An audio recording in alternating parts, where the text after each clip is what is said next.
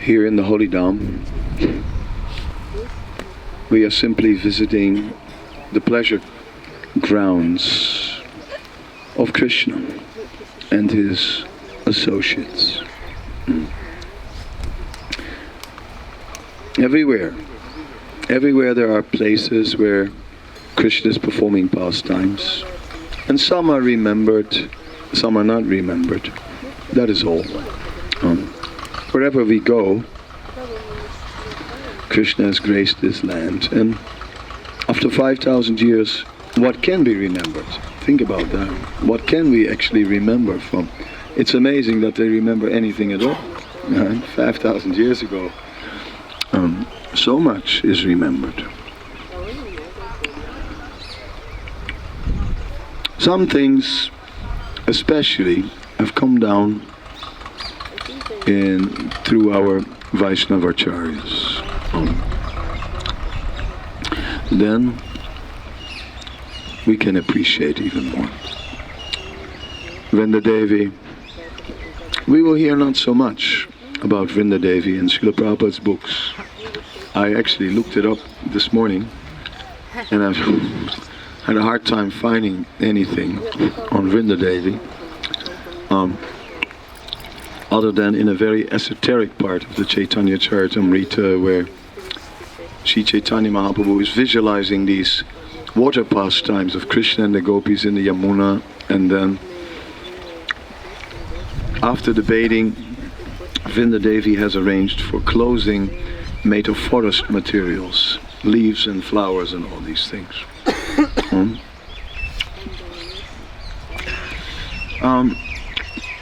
But whatever may be, it is Vrinda Devi who is the stage manager, who is creating the situations to provide Radha and Krishna and his coward boyfriends, Krishna, Nanda, Yasoda. It is Vrinda Devi who provides all with a taste, all with different mellows. We know that churning yogurt and trying to make butter is the Vrindavan pastime. Mother Yasoda is expert at churning. Radharani chants Hare Krishna while she's churning butter. And Vrinda Devi is churning rasa. She's not churning butter, but she's also churning rasa. As the material world, in the material world, we also try to enjoy some sort of rasa, some sort of taste, some sort of experience. But here, time is more powerful than any rasa. It's like time that is the all-overpowering force in the material world. And that's like, there's always time. Right? And time, I am the destroyer of worlds. Time, everything comes into being, grows, flourishes for a while, dwindles and ceases to exist. That is material. So in the spiritual world, we heard many times there is no time. Right? And then we heard there is ever present. Yeah. But how is that? How does that work? It's just present, present, present. No, there's also sequence. There's a sequence from a little later we're going to the forest. Now there's breakfast, and after breakfast we're going to the forest. That is there. So there seems to be time. There seems to be time. There is time in a sense. There's the Astakadiya Lila. That means the 8 times, right? At different times of the day, there are different pastimes, so there are different times. But time is not ruling. That is the difference. Here, time rules. Just as I was there was an older lady told me her name, and I hadn't seen her for 35 years or something like that. And I didn't recognize her. Scary.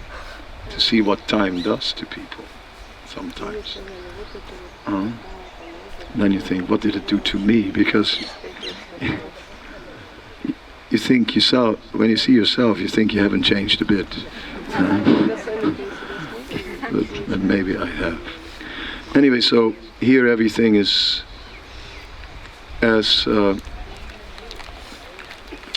Alabandar Yamuna Acharya said, everything in the material world is limited by time, space and thought.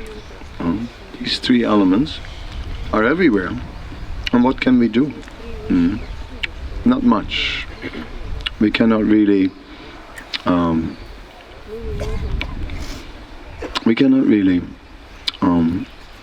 escape that. That is very prominent. In the spiritual world, time is only another ingredient. Time is only another ingredient to increase rasa. It is rasa that rules. It is taste. So as long as the taste is good, then stretch the time as much as you like. We could space, right? Here space also is a problem. Like for example, it is described how in Nanda Maharaj's palace in Gokul, then Nanda Maharaj's quarters are on the northern side, and it's like a big palace with a courtyard, and in the middle there is also a palace, a smaller palace. But then in that palace there's no limit of space. You just open another door and there's another room or another garden or whatever. But from the outside it looks like kind of a small building, something like the Vrinda Kund temple. So imagine, you go into the Vrinda Kund temple, you open doors and there's whole halls and all kinds of, and little places with seats and fountains and endless pastime places. That is the spiritual world. So in this way, the acharyas have described the spiritual reality. It is not limited by time, space and thought. So we can start thinking, and when you think, you can come up with a lot more than you can do. Obviously, I can think that now I fly over Govardhan, no problem. I can do. I can think. Thoughts can take us many places.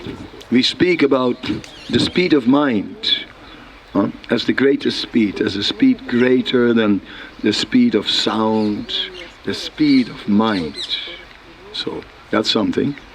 But how far can we go with the speed of mind? When it comes to Krishna's pastimes, it's not like that. So one cannot capture Krishna by thought. So the philosophers, they lose out.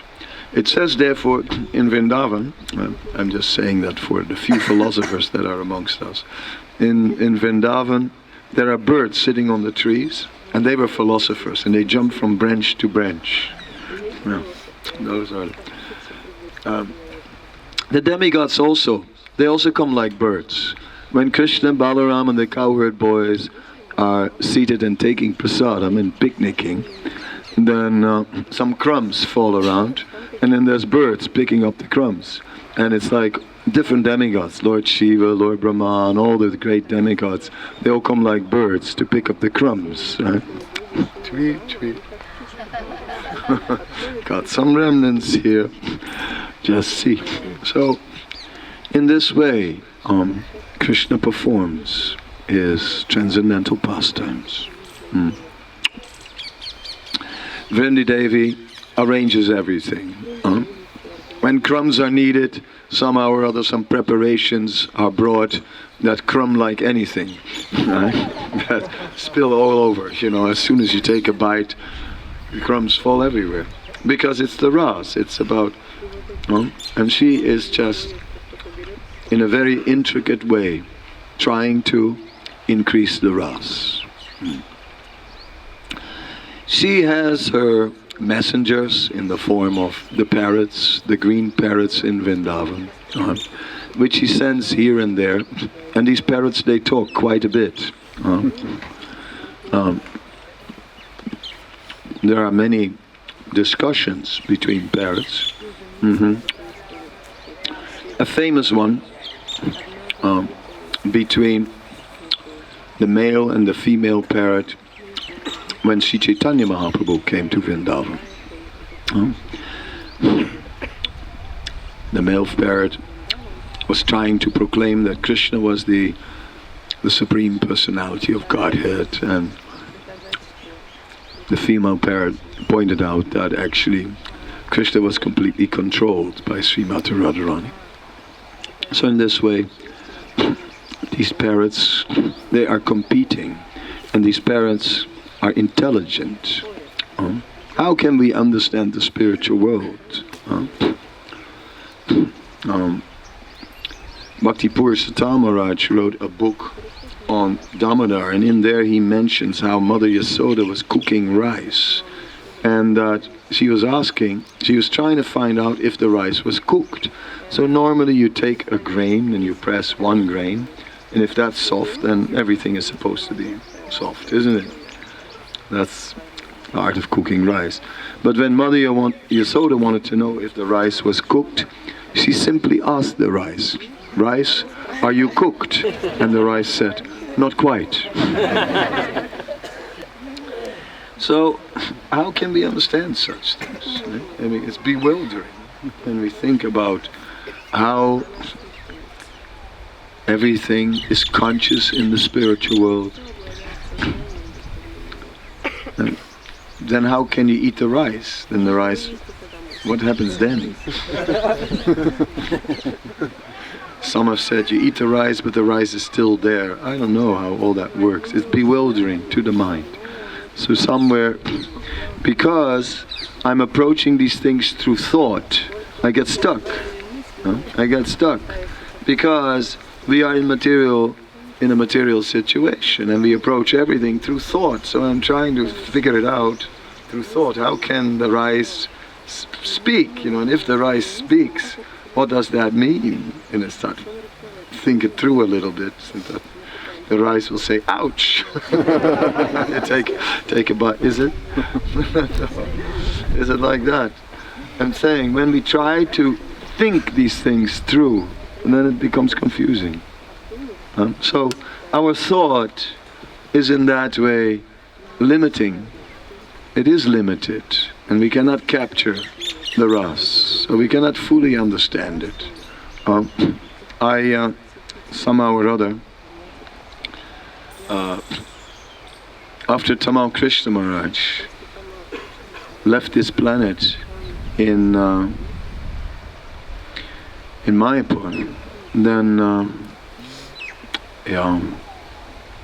2 weeks later I had a dream, and Tamal Krishna Maharaj came from the sky, paid his obeisances to me, and I paid obeisances to him, and he picked me up and he gave me an embrace, which was nice, and so much loving energy was emanating from him. So I think, wow, he came from the spiritual world to give me some mercy in my dream.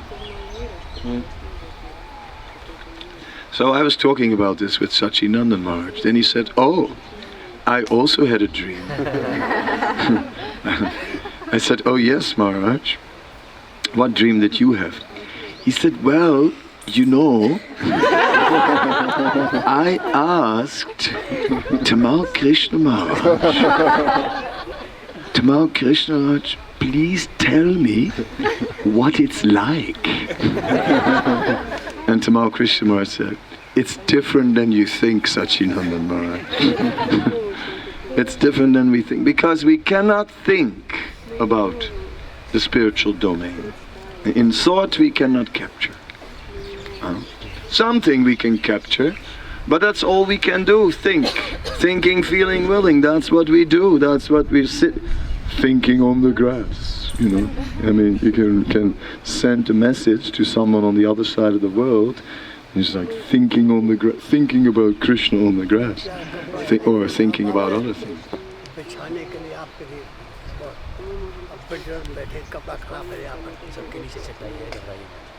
ठीक है, चटाई. That's it. Oh. He's trying to take care of you. He said you'll get wet from the guy. He wants to. ठीक है. बाद में आएंगे ब्रिजबाजी के साथ जरूर. ब्रिजबाजी तो शांति रहेंगे तो हम लोग जरूर आएंगे ब्रिजबाजी के साथ. समय तो है. सब पूरे दिन तो है. अभी तो सुबह है तो हम कुछ समय लेते हैं क्योंकि यहाँ पर शांति पड़ता है, इसलिए आप यहाँ पर समय तो आते हैं. तो कोई चिंता मत करो, आप बैठिए आराम से और हम लोग जाने से पहले आपके साथ तो आएंगे तो कुछ दे देंगे, कुछ दान दे देंगे क्योंकि आप तो ब्रिजवासी हो. नहीं सही है. So I said we can हाँ भी हिंदी भी से भी आती है, क्या करवा देंगे. Yeah, so we are taking the time here, right? Because it's morning, and that's why we came here today. Yesterday in Vrinda Kund. मैं तो ब्रजवासी हूँ, ब्रज मुझे डर नहीं लगता है. मैं तो ब्रज में ही खेलता हूँ, कोई चिंता कला नहीं, मंडी खाता हूँ, बस ग्वालियर है वो. just don't pay attention. में चढ़ाता हूँ, गौ चढ़ाता हूँ. So yesterday in Vrinda Kund, there was no time, right? It's like there was all this crowd, and it's like, and then you walk around, and then there's no time. No, we can take some time. Doesn't matter. We want to visit 2 other places, but they're not so far away, so it's not a problem.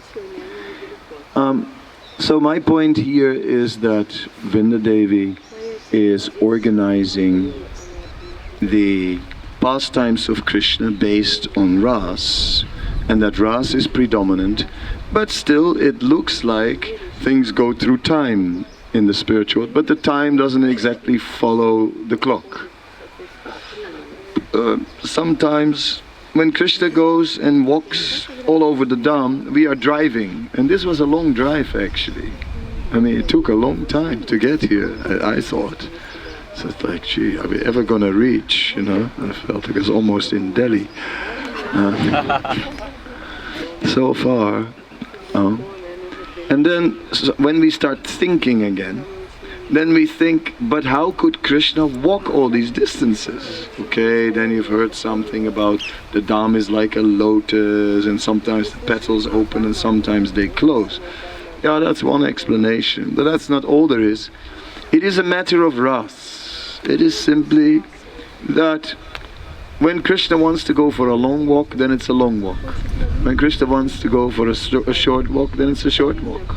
The walk adjusts according to the ras, according to the need of what needs to be experienced. So, okay, it needs to be a short walk, then it's only a short walk. But he walks the whole way, right? It wasn't made any shorter. It's not that like a few kilometers were cut off the road. No, he walked all the kilometers but took only very little time. Other times walks a short distance and it takes so much time. Because it's not time that predominates things. It's not distance that predominates things. These things, they are there, time and distance. Time, space and thought. These 3 are there, but they don't govern the spiritual pastimes. They are ingredients in the spiritual pastime. There is space, absolutely. But those narrow forest paths, today is also Gopastami, and then Krishna for the first time he takes out the cows. So he's supposed to be in the Poganda age, right, which goes from, starts summer 5-6, and he wasn't there yet. But everyone said that Krishna was capable and old enough and they should let him take the cows, and Nanda Maharaj didn't agree at all, but everyone forced him to let Krishna go with the cows. So then they went into the forest paths, and then these narrow forest paths and all these animals going into this narrow forest path. Can you imagine the traffic? Just think about it. So many cows, so many calves. How can that all fit in a narrow forest? But we have experience from Delhi. Huh? How can it all fit? Everything just jams up with cars. I don't know what's like in Punjab, but similar, I guess. Traffic. But with Krishna, all that adjusts. It says there are unlimited cowherd boys that each have unlimited cows. And when Prabhupada explains, he said not 10,000 cowherd boys, not 100,000 cowherd boys, not 1,000,000 cowherd boys, not 10 million cowherd boys, but unlimited cowherd boys. How does that all fit? So again, we see then space gets adjusted. So time gets adjusted, space gets adjusted. And thought, it just goes beyond our thinking. That is the nature of Krishna. And that is not only here when Krishna is in the material world and when suddenly, unexpectedly, he lifts Govardhan Hill. And okay, for us it's not news now, but you can imagine how these people felt. No. I mean, is he doing what it seems that he's doing? No. It can't be true. He's ripping the hill out of the ground. No. No. Yes. No, he's doing it. No. Yes. Yes. Next moment he lifts the hill. I mean, anyway, everyone went under it. And then on his little finger, it blew people's mind. It was beyond anything they could think. In this way we see that devotees become stunned. They become overwhelmed. They cannot compute what's happening. When Lord Brahma had stolen all the calves and cowherd boys and Krishna took their place, and then Lord Brahma was very confused, and then they all became Vishnu Murtis. And then it said Lord Brahma stood there like a golden pillar. He couldn't move anymore because short circuit in his brain, basically. He couldn't process it any longer. I mean, how was this possible? That's what happened to him. One becomes stunned when one can no longer process what is happening. It's just so. In this way, Lord Brahma, Lord Krishna, is unfolding his pastimes. So, through such places in Vrindavan, we get an opportunity to meditate, to understand another piece of the puzzle. We are not able to see the eternal pastimes of Krishna here in Vrindavan, because they're still taking place, but although we travel everywhere, we haven't actually seen Krishna walking around with some cowherd boys and some cows on Gopastami. I didn't see them this morning. So, we are simply trying to approach the spiritual reality through thought. It's the best we can do. I mean, I'm speaking a little bit. I'm trying to, with that, awaken some thinking about Krishna, and that's the best we can do. Imagine, try to imagine it, try to sort of get an idea of what it would be like, the spiritual. That's the best we can do at this stage. Therefore, it's different than you think. That's very interesting. I mean, I think so. So although, and therefore it is said, one cannot. How did you get to Vrindavan? By road, by train, by boat? One cannot come to Vrindavan by road, by train, by boat, or by helicopter. One cannot. One can only come to Vrindavan by pure devotional service. There's no other way to come to Vrindavan. So if we haven't come entirely by pure devotional service, then are we in Vrindavan? That is the question. Are we actually here? Anyway, it's just another thought, you know. So what can I do? I can only remain within the realm of time, space and thought. I cannot think outside of that at this state. I cannot experience outside of that. And because of that, but at least think about it. That in the spiritual world, everything is governed by Ras.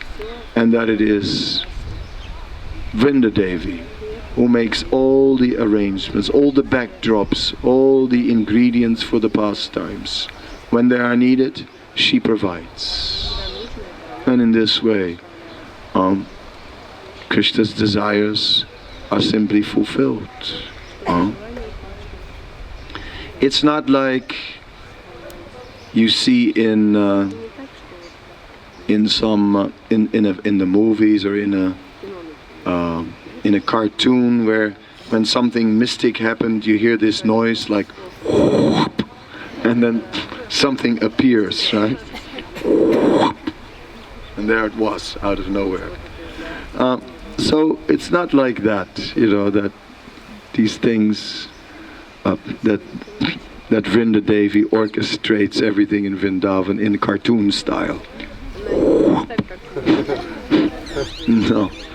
No. She does it more subtle and more interesting, more interesting. And we're discovering. We can't say. I'm not sitting here saying that I know everything. I don't. I don't know everything. I know very little. But even the little is inspiring. And for the rest, we depend on what Krishna will reveal to us and what the Acharyas reveal to us. So it's the combination of what the Acharyas reveal and what Krishna's reveal. Because when you go this way, you might start imagining, oh, Krishna, yes, I see him, yes. That also is not meant to be. So the Acharyas, but still here in Vrindavan, we get some sense of the presence of Krishna. We may not see him, but we may sometimes feel that maybe he was here just a few minutes ago. Where did he go? That is the nature of him. In Vrindavan, everything is very direct. We oftentimes cannot see Krishna face to face, but we can see Krishna's hand. And in Vrindavan, Krishna acts very direct. Very direct. So here, Krishna may directly, personally interfere in our life.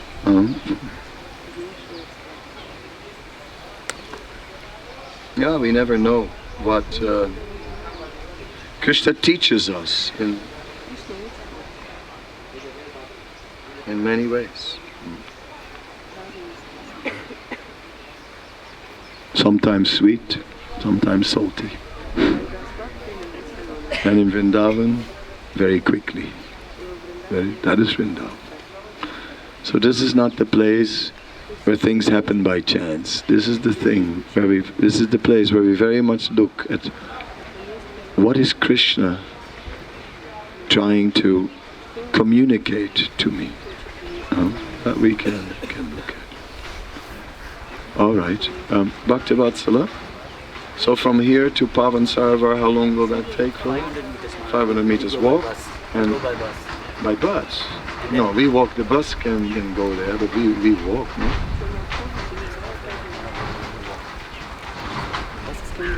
Yeah, but we can also walk 500 meters.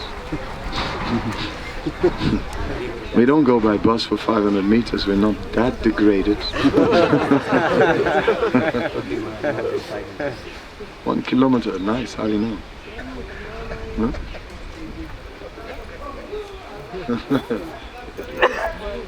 The sizes are not fixed, it depends on the ras. If there is a lot of ras, then it could be longer. No?